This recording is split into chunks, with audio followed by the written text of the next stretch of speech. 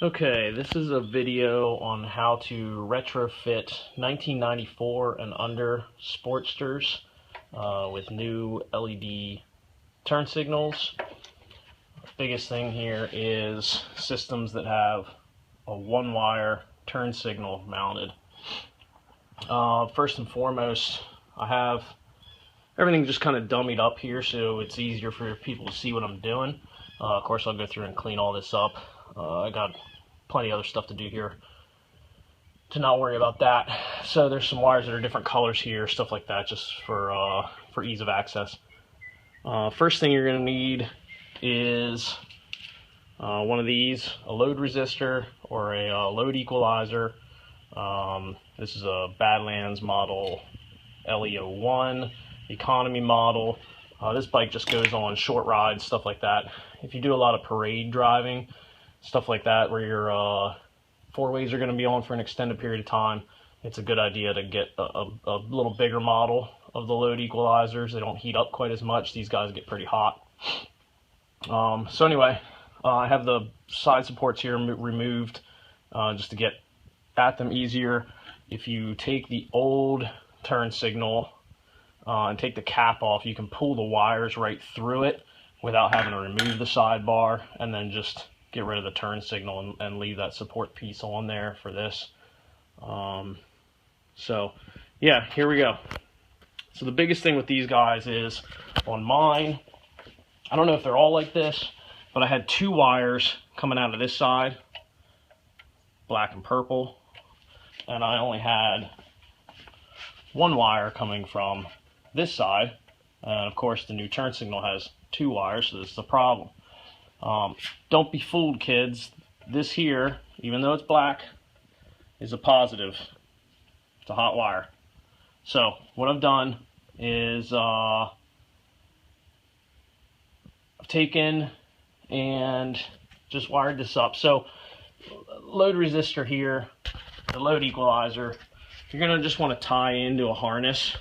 Split your harness under here, underneath the seats, and find your purple and your brown wire. Use some of these speed connectors to tie that in, and then you take and have a ground wire either going to the negative terminal of the battery or onto a ground screw somewhere on the frame, somewhere you're going to get a good ground. Now I put LED front and rear turn signals on this model, and stuff I was reading said that you would need a load equalizer for each front and rear. One load equalizer solved my problem all the way around, so I don't know if someone can comment on that. Let me know if maybe it's just not the case that you need one for both, or what maybe is going on with that. So got your purple and brown wires tied in, grounded to the battery. That's going to take the load and make these LEDs work when the bike itself is used to an older dual filament style bulb. So power wires, red for the new turn signals, it's going to go on your black wire here, and on the opposite side it's going to go on your violet wire. If you have this black wire, just ignore it. Bring the negative terminal for both new turn signals together, meet them at the center, then have an additional wire come to one wire, either go to the negative terminal or a ground screw somewhere on the frame. This will give your turn signals the ability to work as intended without any fast flashing or dim light or anything else that you get sometimes.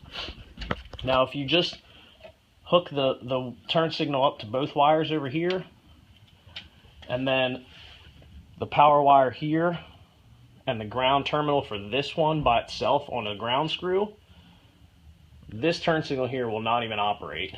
This one will blink, but very dimly. So the easiest way to go with them, however you got to go about doing it to wire it so that it's clean and it works right, both ground wires together, straight to the battery, hot wire on the black, the single wire, hot wire on the violet wire on the other side. You got yourself working LED turn signals. Hope this helps you out. Thanks for watching.